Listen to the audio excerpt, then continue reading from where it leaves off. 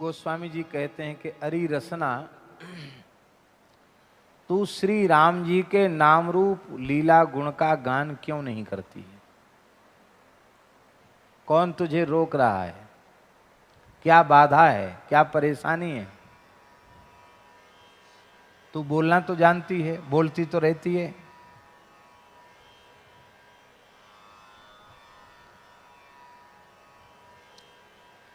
तो राम जी का नाम बोलने में तुझे कौन सी बाधा पड़ती है? राम जी का गुणगान करने में तुझे कौन सी बाधा पड़ रही है? महाराज जी, पुराण का श्लोक है, इस संसार का सबसे बड़ा आश्चर्य क्या है? ये आवाज गूंज रही, इसको ठीक करो। इस संसार का सबसे बड़ा आश्चर्य क्या है? लोग कहेंगे दुनिया में 7 आश्चर्य हैं। हमारे यहाँ का ताजमहल भी लोग कहते हैं एक आश्चर्य है, 7 आश्चर्य में एक आश्चर्य है। ये सब कोई आश्चर्य नहीं है। लोक की दृष्टि में ये आश्चर्य हो सकते हैं, संतों की दृष्टि में ये कोई आश्चर्य नहीं।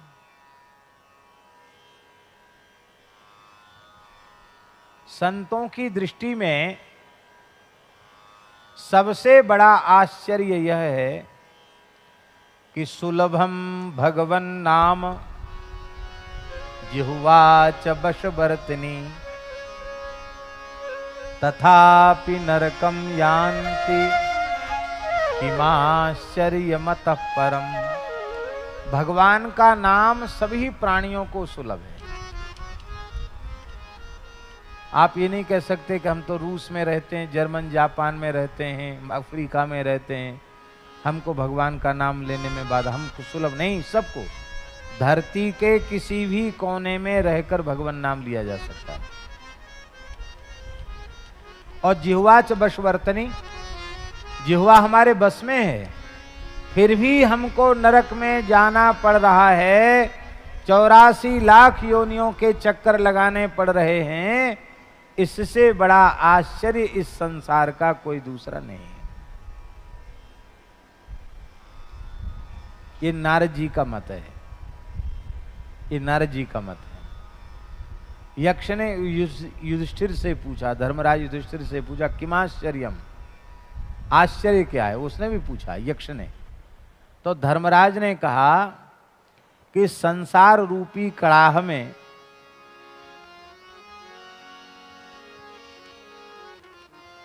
त्रिविध ताप से तापित जीव उबाले जा रहे हैं।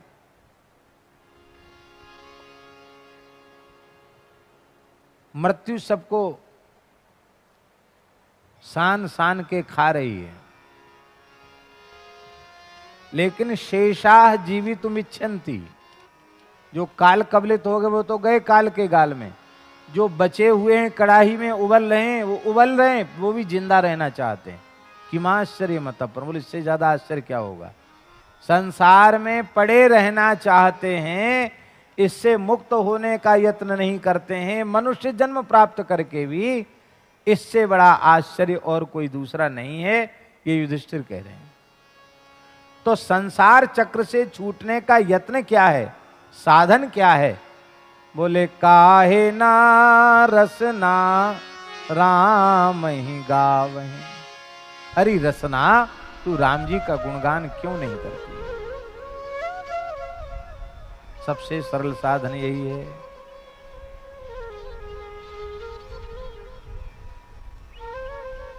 राम जी का गुणगान तो नहीं करती, और क्या करती है? बोले निस दिन पर अपवाद, दूसरे की निंदा। अपवाद माने होता है गंदगी फैलाना। अपवाद का मतलब क्या होता है? लोकापवाद, बदनामी। संस्कृत में उसको अपवाद कहते हैं और लोक भाषा में उसको बदनामी कहते हैं।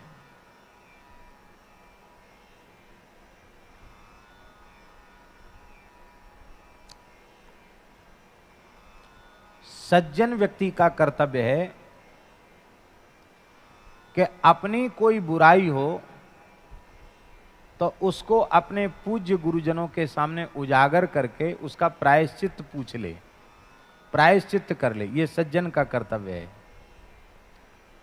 और किसी की भी बड़ी से बड़ी बुराई, बड़े से बड़ा दोष सुनाई पड़ जाए या दिखाई पड़ जाए तो उस गंदगी को आगे न फैलावे, वहीं खत्म कर दे उसको।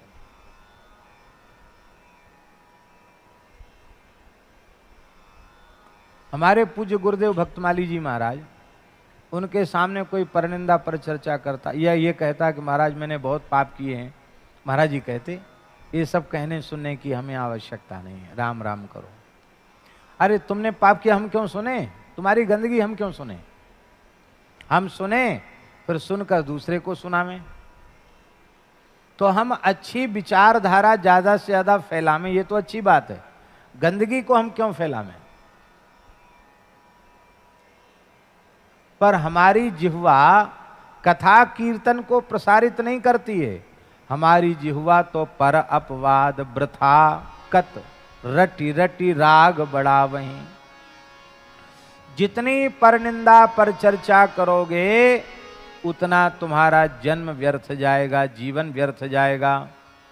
उस पर निंदा परापवाद को कह कह के रट रट करके तुम राग क्यों बढ़ा रहे हो? स्वामी जी, जैसे अश्विनी कुमार जो है ना, वो दो हैं, एक को बुलाओ तो दो ही आवेंगे, अकेला कोई आएगा नहीं। बसु 8 हैं, एक को बुलाओगे तो 8 आएंगे, ये पक्का है। सनकादिक 4 हैं, एक को बुलाओगे 4 आएंगे, ये पक्के हैं। ठीक इसी प्रकार से राग अकेले कभी रहता ही नहीं, उसका अभिन्न सहचर है द्वेष। राग है इसका मतलब द्वेष अपने आप आ जाएगा। द्वेष को निमंत्रित नहीं करना पड़ेगा। राग के बिना द्वेष की सृष्टि होती नहीं, और राग रहेगा तो द्वेष रहेगा, और राग द्वेष रहेंगे तो भगवान में प्रेम कभी प्रकट होने वाला नहीं। आप चाहे जो कुछ कर लो, न ज्ञान उत्पन्न होगा, न भक्ति उत्पन्न होगी, न कोई साधन सफल होगा। राग द्वेष से मुक्त होना ही पड़ेगा।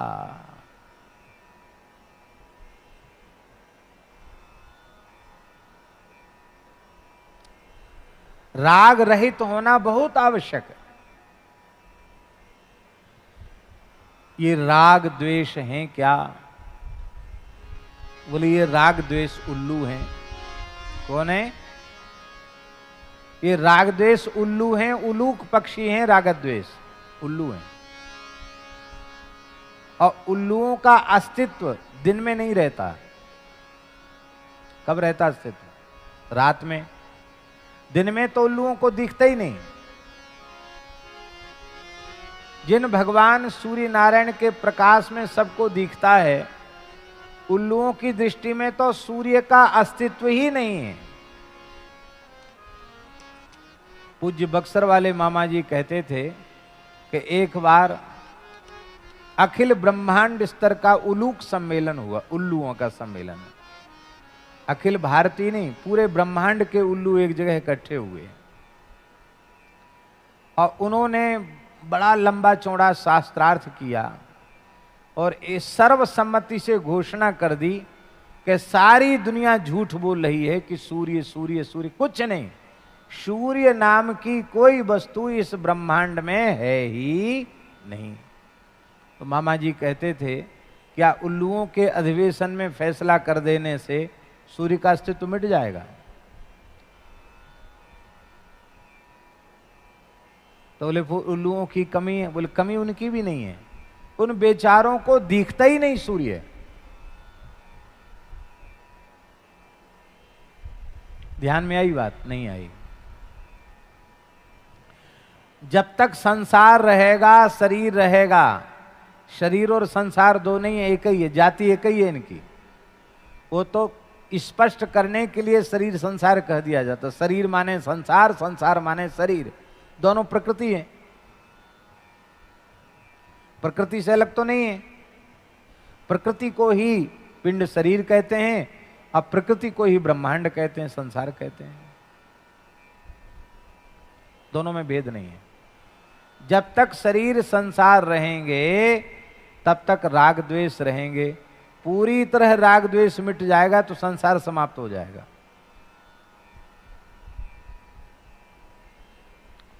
आप लोग कहेंगे तब तो बहुत अच्छी चीज है राग द्वेष, संसार बना रहे, कितना बढ़िया संसार है। अरे भाई, ये ईंट पत्थर और ये व्यक्ति तो जैसे थे वैसे बने रहेंगे। धाता यथा पूर्वम अकल्पयत। तुम्हारा संसार नष्ट हो जाएगा, और जब तुम्हारा संसार नष्ट हो जाएगा तो जड़ चेतन जग जीव जत सकल राम मैं जान। बंदऊं तिनके पद कमल सदा जोरि जुग पान। सिय राम मैं सब जग जानी करऊं प्रणाम जोरि जुग पानी।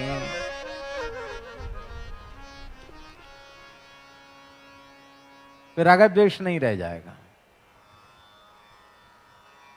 राग द्वेष का अभाव ही संसार का अभाव है, और राग द्वेष का रहना ही संसार का रहना है। द्वेष मन में है तो उसका पक्का है कि राग पहले भीतर होगा, बिना राग के द्वेष उत्पन्न ही नहीं होगा। राग होगा तो द्वेष होगा, द्वेष होगा तो राग होगा। ये दोनों एक साथ ही रहते, अलग रह ही नहीं सकते। और रहना तो इनको है ही है, क्योंकि ये बिल्कुल भी नहीं रहेंगे सृष्टि में तो सृष्टि ही नहीं रहेगी। संस्कृति का चक्र ही अवरुद्ध हो जाएगा। तो इन उल्लुओं को अंधा हम कैसे बनावें? ये रागद्वेष रूपी उल्लू हमारे जीवन में अंधे कैसे हों? गोस्वामी जी ने उपाय बताया है। ममता तरुण तमी अंधियारी। ममता तरुण तमी अंधियारी। राग द्वेष उलूक सुखकारी। राग द्वेष उलूक सुखकारी। तब लगी बसत जीव मन माही। तब लगी बसत जीव मन माही। जब लगी प्रभु प्रताप रवि नाही। जब लगी प्रभु प्रताप रवि नाही। ममता रूपी तरुण रात्रि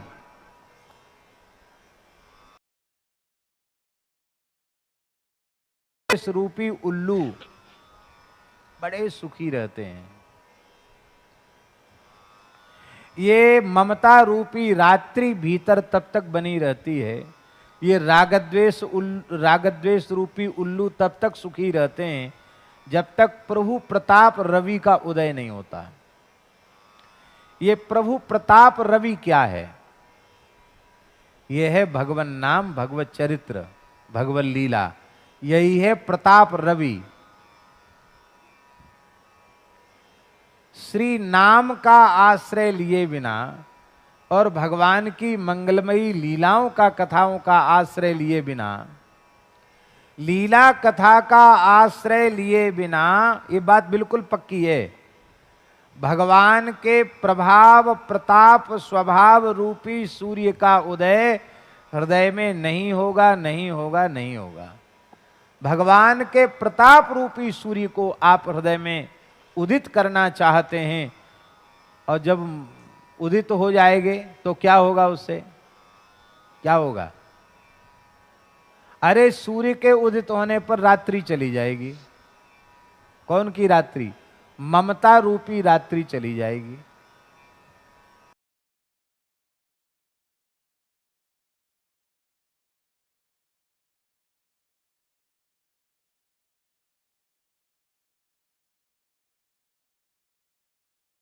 रात्रि के विदा होते ही समता रूपी सवेरा हो जाएगा। समोहम सर्वभूतेषु न मे द्वेष्योस्ति न प्रियः, ये है समता। समोहम सर्वभूतेषु, ये समोहम सर्वभूतेषु, ये समता का सूर्य उदित हो जाएगा। समता का सूर्य उदित हो जाएगा।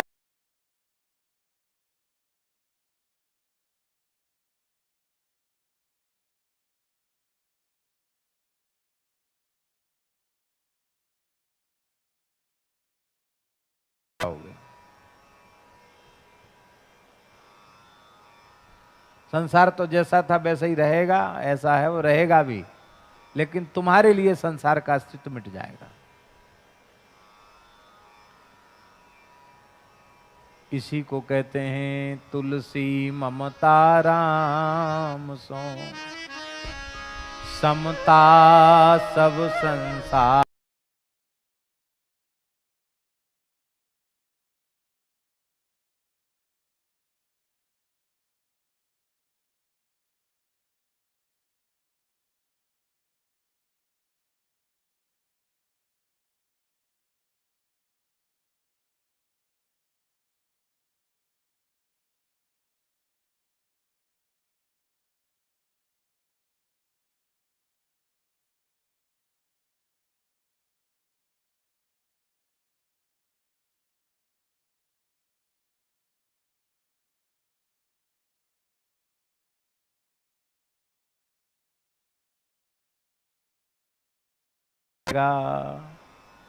इसलिए तू राम नाम का जप क्यों नहीं करता है, राम नाम को रटता क्यों नहीं है? देखिए, राम नाम लेने में कोई बाधा नहीं, और उस राम नाम को तुम लेते नहीं हो। पर निंदा पर चर्चा में अपनी जिह्वा को तिरस्कृत कर रहे हो, नष्ट कर रहे हो। राग बढ़ा, वही राग को बढ़ा रहे हो, द्वेष को बढ़ा रहे हो। तुम स्वयं संसार के चक्र में पिस रहे हो, जा रहे हो, कूद रहे हो। संसार की आग में कोई धकेल नहीं रहा है तुमको।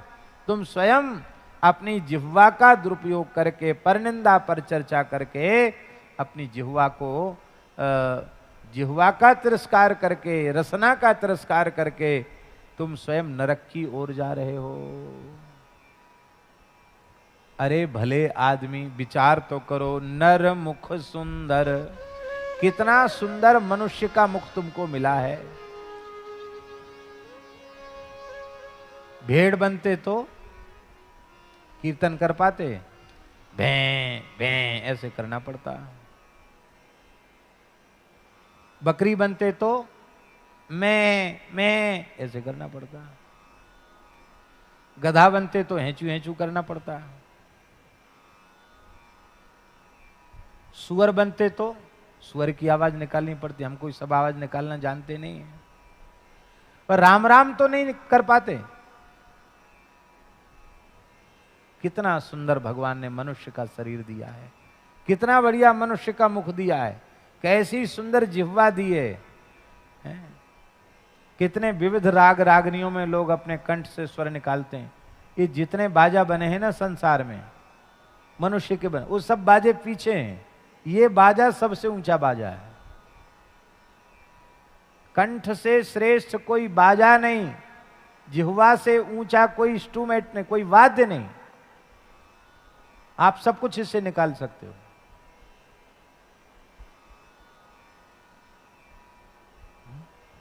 और क्या ठाकुर जी की सृष्टि है। अब स्वामी जी का स्वर क्या कहना। अब वो स्वर पूरी दुनिया खोजने पर वो स्वर सुनाई नहीं पड़ता। ये इंस्ट्रूमेंट किसका बनाया है? ठाकुर जी का बनाया हुआ। स्वामी श्री राम स्वरूप जी का स्वर, क्या मिठास थी गले में, वाह क्या कहना। अभी देख लो, लता जी वृद्ध हो गई हैं लेकिन उनका स्वर देखो। ये सब किसने बनाया?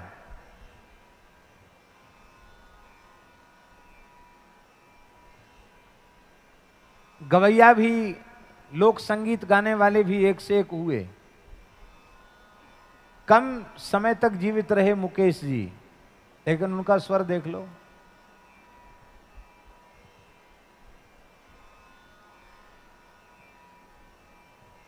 हम कोई सिनेमा के गीत सुनने का हमको व्यसन नहीं है, शौक नहीं है, पर पता नहीं क्यों ऐसी स्वाभाविक वाणी उस मुकेश की सुनाई पड़ती है कि लगता है कि इसको सुने। ये किसका बनाया हुआ कंठ है? ठाकुर जी का बनाया हुआ। इतना सुंदर मनुष्य का शरीर भगवान ने तुम्हें प्रदान किया है, इतनी सुंदर जिह्वा दी है, इतना सुंदर कंठ दिया है, फिर भी तुम परनिंदा परचर्चा में समय बर्बाद कर रहे हो। अपने कंठ से, अपनी जिह्वा से भगवान नाम को गा नहीं रहे हो। बहुत से लोग एक बात कहते हैं, क्या करें महाराज जी, हमको गाना नहीं आता है। बहुत से लोग कहते हैं हमको गाना, ठीक है मान सकते हैं हम, क्योंकि आपने संगीत पढ़ा नहीं, संगीत सीखे नहीं, तो आप कह सकते हैं कि हमको गाना नहीं आता। पर सच्ची बात यह है कि दुनिया में ऐसा कोई मनुष्य नहीं है जिसको गाना ना आता हो। जब तरंग आएगी ना तो शौचालय में गाने लग जाओगे, तरंग आएगी तो बाथरूम में स्नान करते करते गाने लग जाओगे। हाँ, अरे सोते सोते सपने में गाने लग जाओगे। तरंग कोई रोक नहीं पाएगा, तरंग आएगी तो, भले ही उसका स्वर चाहे जैसा हो। गाता हर व्यक्ति है, जैसे हर व्यक्ति रोता है ऐसे ही हर व्यक्ति गाता है।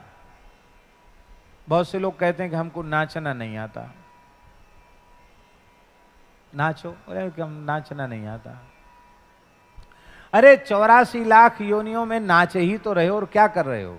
चलो वैसा नाचना नहीं आता तो ऐसा भी कोई मनुष्य नहीं है भैया जी जो 24 घंटे में कभी न कभी थिरकता ना हो। भले ही जिन लोगों को बहुत लाज शर्म लगती है तो वो भीतर नाच लेते हैं, और नहीं नाचेंगे तो ऐसे ऐसे तो कर ही लेंगे। वही तो नाचना हुआ। अरे पांव हाथ नहीं नचे, सिर तो नच गया कि नहीं नच गया। पर ठाकुर जी के सामने नहीं नाचते, ठाकुर जी के सामने नहीं गाते, ठाकुर जी के सामने नहीं बोलते, और टर टर टर टर करते रहेंगे, बक बक करते रहेंगे। नख सिख नर मुख सुंदर, कितना सुंदर मनुष्य का मुख है। नर मुख सुंदर मंदिर पावन, ये मंदिर है। मंदिर किसको कहते हैं महाराज जी? जिसमें भगवान विराजते हैं उसको मंदिर कहते हैं। किसको कहते हैं मंदिर? जिसमें भगवान विराजे वो मंदिर। इसमें भगवान बैठे कि नहीं तो मंदिर है कि नहीं? इसलिए भागवत जी में लिखा है द्वितीय स्कंध में, मनुर्मनीषा मनुजो निवासा। परमात्मा, विराट पुरुष परमात्मा की बुद्धि का नाम है मनु। इसलिए मनु जो है वो भगवान की बुद्धि का नाम है मनु। मनु जो कुछ कहते हैं उसको स्वीकार कर लो, आदमी की बुद्धि नहीं है वो परमात्मा की बुद्धि है, सबके लिए कल्याणकारी है। मनुजो निवासः, ये मानव का शरीर भगवान का निवास स्थान। वैसे तो रहते भगवान सब में, पर ये भगवान ने रचपच के अपने घर अपने लिए बनाया है।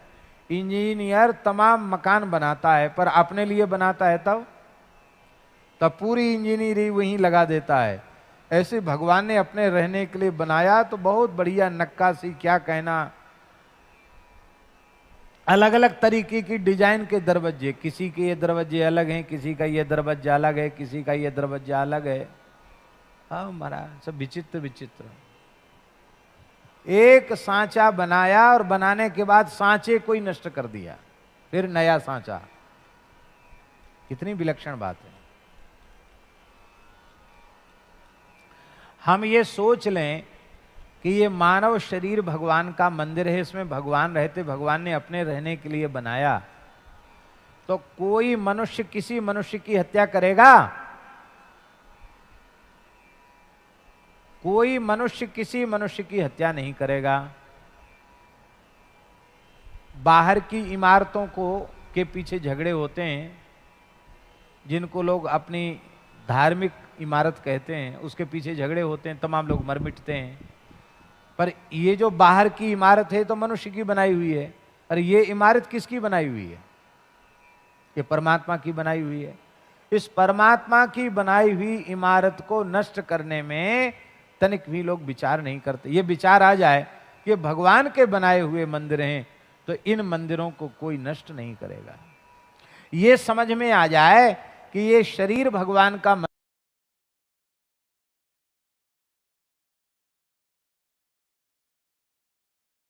जाता है, अपेय जाता है मंदिर में, बोलो, मद्यमांस मंदिर में जाता है, प्याज लहसुन मंदिर में जाता है? बिल्कुल नहीं जाता।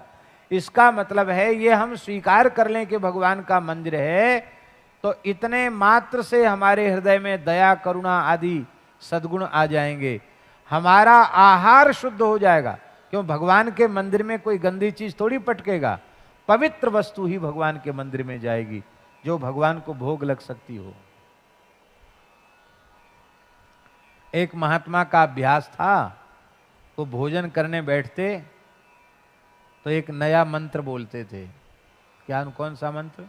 हाथ जोड़ के कहते, हे भगवान तोहरे पेट में जाए। क्या कहते? हे भगवान तोहरे पेट में जाए। तोहरे पेट में जाए, बोले क्या मतलब? बोले बैठे हुए भगवान, उनको प्यास लगती है तो उनको पानी पिला देते हैं, उनको भूख लगती है तो उनको भोजन करा देते हैं।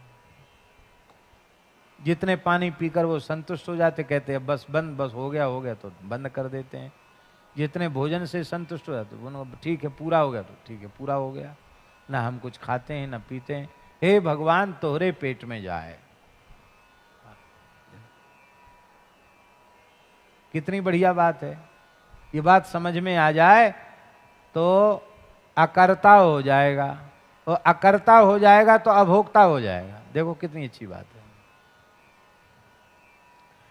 कितना सुंदर मनुष्य का मुख है, कितना पवित्र यह देह है, और उसमें तू रह रहा है। जिनका मंदिर है वो देवता भी इसी में है, और उस देवता का पुजारी जीवात्मा भी इसी में, उसी में तू रह रहा है।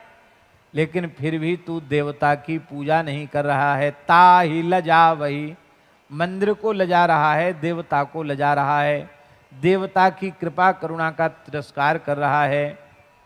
कहते तेरी हालत तो ऐसी है जैसे कोई चंद्रमा के समीप में रह करके और अमृत से वंचित रह जाए। चंद्रमा अमृतस्रावी है, और अमृतस्रावी चंद्रमा में रह करके और वो हमेशा हमेशा के लिए और वंचित रह जाए, अमृत से वंचित रह जाए।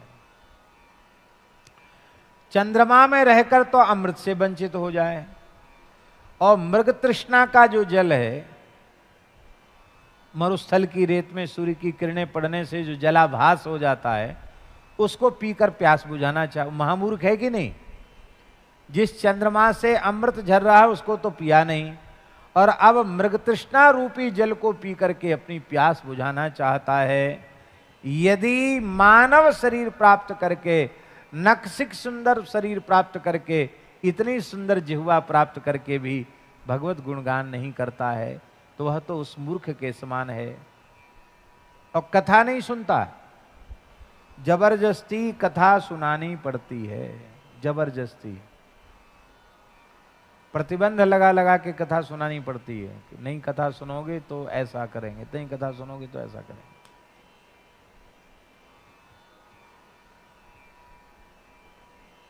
एक बुंदेलखंड के एक रामायणी जी थे, तो विनीत जी नाम था उनका। तो पूज्य हमारे महाराज जी भक्तमाली जी महाराज उनसे बड़ा प्रेम रखते थे वो। महाराज जी कभी उधर जाते तो कथा मतलब तो बुंदेली भाषा में कथा कहते थे। वो कहते थे हम तो बेलन खो नौन दे रहे, समझे या नहीं समझे? बैलों को नमक देना, हम तो बेलन खो नौन दे रहे, यहीं से शुरू करते थे। बैल ऐसे नमक नहीं, अब नमक उनके स्वास्थ्य के लिए अच्छा है तो क्या करते हैं, एक बांस का पोला बांस रहता है उसको मुंह में उनके डाल देते हैं और उस बांस की पुंगी में उसमें ऐसा वो लगा रहता है कीप जैसा, और उसमें डालते हैं नमक, तो नमक उनके कंठ में जाके नीचे उतर जाता है, उससे उनको फायदा होता है। तो जैसे बैलों को नमक दिया जाता है जबरदस्ती नाथ पकड़ के खींच के, बोले ऐसे हम सबको बिठा के बेलन को नौन दे रहे हम।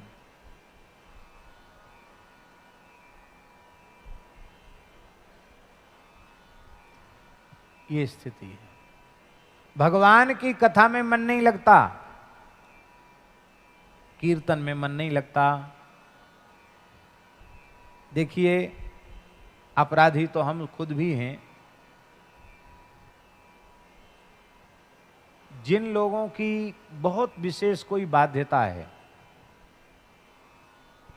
अब कई महापुरुष ऐसे हैं जो 1:30-2 बजे रात को बैठ जाते हैं, 8 बजे तक एक आसन से बैठते हैं, उनके लिए तो कोई बाध्यता नहीं, उनका नियम है, 50 वर्ष से नियम चला आ रहा, उनके लिए तो कोई बाध्यता नहीं है। पर जो लोग पड़े पड़े सोते हैं 6 बजे तक, और यहाँ 5 बजे इतना सुंदर प्रार्थना हो रही थी, इतना सुंदर स्वामी जी का प्रवचन, यहाँ तो हॉल में बढ़िया नहीं सुनाई पड़ता है भले ही, लेकिन हमारे कुटिया में जहाँ दास का आसन है वहाँ तो ऐसे लग रहा था कि जैसे हमारे कान पर ही प्रार्थना बज रही हो और पूरी स्वामी जी की एक एक बात स्पष्ट सुनाई पड़ रही थी। तो लोग नहीं गए। कितने लोग आए? बहुत कम लोग आए। आना चाहिए कि नहीं? जीवन के प्रभात में सवेरे सवेरे 5 बजे गीता में जो अर्जुन ने स्तुति की है, उस स्तुति के द्वारा हम भगवान को पुकारें, और फिर स्वामी जी जैसे महान संत की तपःपूत वाणी, भजन से पवित्र वाणी सुनने को मिले तो पूरा दिन मंगलमय हो जाए। लेकिन हम लोग नहीं सुनते। हमको भी आना चाहिए, लेकिन हमने इस समय कुछ ऐसा नियम बनाया है, विचार करते हैं कि भले ही हमको सोने में तनिक विलंब हो, लेकिन 3:30 बजे हम उठ जाएं और स्नान करके 4 से 6 2 घंटे में हम अपना नित्य नियम कर लें। तो अभी राम जी की दया से, संतों की कृपा से वो 4 से 6 वाला नियम निभ रहा है। यद्यपि आलस तो कहता है कि नहीं नहीं पड़े रहो, 1 बजे हो गया था और देर हो गई, यूं हो गया, तो बहाने बहुत हैं, लेकिन वो बहाने हो तो बहाने ही बहाने हैं। दिन में भी विश्राम का कई बार अवसर मिलता नहीं, तो शरीर पर उसका प्रभाव होता है। लेकिन हम आपको कहते हैं इतना सुख मिलता है सवेरे सवेरे नित्य नियम कर लेने से, क्या कहना, बहुत सुख मिलता है। फिर ये चिकित्सक कहते हैं कि घूमोगे नहीं तो और शरीर बर्बाद हो जाएगा, 6 बजे 1 घंटा कम से कम घूमो। तो इसमें हमारी न तो रुचि है न विशेष श्रद्धा है, लेकिन फिर भी बहुत से महात्मा लोग भी कहने लग गए और भी लोग कहने लगे कि जरूर थोड़ा बहुत घूमो फिरो, और घूमने भी जाना पड़ता है, जाते नहीं जाना पड़ता है। अब उसमें से 1-2 काम भी कोई आगे पीछे कर दें तो फिर सब काम पीछे होते होते सब काम पीछे हो जाता है। इच्छा हमारी भी आज हो रही थी कि हम यहीं आकर अपना नित्य नियम कर लें। हम ये कहना चाह रहे हैं महाराज जी कि कथा कीर्तन में बिल्कुल मन नहीं लगता, लीला दर्शन में मन नहीं लगता। काम कथा कलि कैरव चंदनी, यदि कलयुग की चांदनी रात्रि का विस्तार करना चाहते हैं, कलयुग की कुमुदनी खिलाना चाहते हैं, तो आप राम कथा कभी मत सुनो। कृष्ण कथा कभी मत सुनो, काम कथा सुनो। हम अपने जीवन में कली का प्रभाव निरंतर बढ़ाते चले जा रहे हैं। कैसे बढ़ा रहे हैं? काम कथा सुन करके। काम कथा माने, काम कथा किसको कहते हैं? सरल परिभाषा बताएं, सबसे सरल परिभाषा। राम कथा से अतिरिक्त जो कुछ भी है सब काम कथा है। राम कथा कृष्ण कथा को छोड़ के जो कुछ कहते हैं वो सब काम कथा है।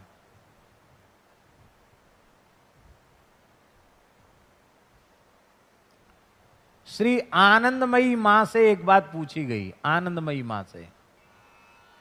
हमने तो आनंदमयी, श्री आनंदमयी मां का प्रत्यक्ष दर्शन नहीं किया, यद्यपि वे उस काल में थी, लेकिन अवसर नहीं मिला प्रत्यक्ष दर्शन का। लेकिन उनके परिकर, उनके साधकों का दर्शन खूब होता रहता है। तो हमने सुना कि श्री आनंदमयी मां से किसी ने पूछा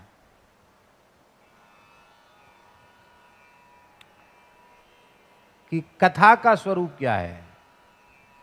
तो उन्होंने कहा, आनंदमयी मां ने कहा, हरि हरिदास कथा कथा बाकी सब व्यथा। क्या कहा? हरि हरिदास कथा कथा बाकी सब व्यथा। माने भगवान और भगवान के भक्तों की चर्चा को ही कथा कहते हैं। इसके अतिरिक्त आप जो कुछ कहते सुनते हैं वो कथा नहीं, वो व्यथा है। तो उस काम कथा को कान दे के सुनते हैं। यहां बैठ के बढ़िया से बढ़िया माइक लगा है कथा में, ऐसे नींद आ जाएगी। और वहां बैठ के कोई ऊटपटांग चर्चा कर रहा है, यहीं से देखेंगे क्या कह रहा है, उसके होठ कैसे हिल रहे हैं, आंख कैसी मटक रही है, अरे ये कह रहा होगा। और लोग इतने अच्छे विचार कर लेते, हाँ यही कह रहा होगा, ये पक्की बात है।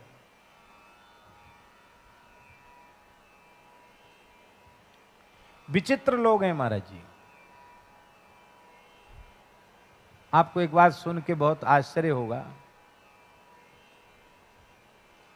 अब तो पता नहीं ऐसा होता कि नहीं, छोटे स्कूलों में खाली स्थान भरो, पेपर में आता रिक्त स्थान भरो। कक्षा 7 की बात बता रहे हैं हम। कक्षा 7 में पढ़ रहे थे, परीक्षा का अवसर था। तो दिल्ली में है, दिल्ली में बगीचा है, दिल्ली में ये है वो है, तमाम चीजें लिखी रहती हैं। और उधर कई चीजें लिखी रहती, उसमें एक में राइट लगाना है क्या है दिल्ली में। तो दिल्ली में कुतुब मीनार है। क्या? दिल्ली में कुतुब मीनार है। हमने पेपर में लिखा दिल्ली में, बीच में लिख दिया कुतुब मीनार है।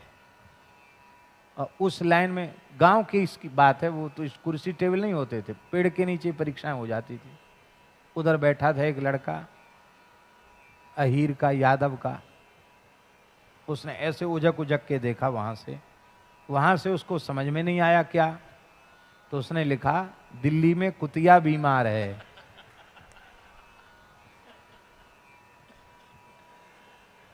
एक अध्यापक थे, ब्राह्मण देवता थे, तो ऐसे बड़ा मोटा चश्मा लगाते थे, वो छड़ी लेके घूम रहे थे, कोई नकल तो नहीं कर रहा है। वैसे कापी पे देखते थे नजर गड़ा के कि क्या लिख रहा है। तो जैसे ही वो लड़के को जानते थे कि इधर उधर ताक झांक रहा है, तो उसकी कापी पर देखा, तो देखा क्या लिखा है, दिल्ली में कुतिया बीमार है। अरे क्या लिखा है, दिल्ली में कुतिया बीमार है, कहां से लिखा? तो डर गया बेचारा छड़ी देख के। बोले वो महाराज ने लिखा, उनको देख करके हमने लिख दिया। लो, तो हमारी कापी देखी गई, क्या लिखा है? अरे इन्होंने तो ठीक लिखा। इस तरह से भी लोग अनुमान लगा लेते हैं।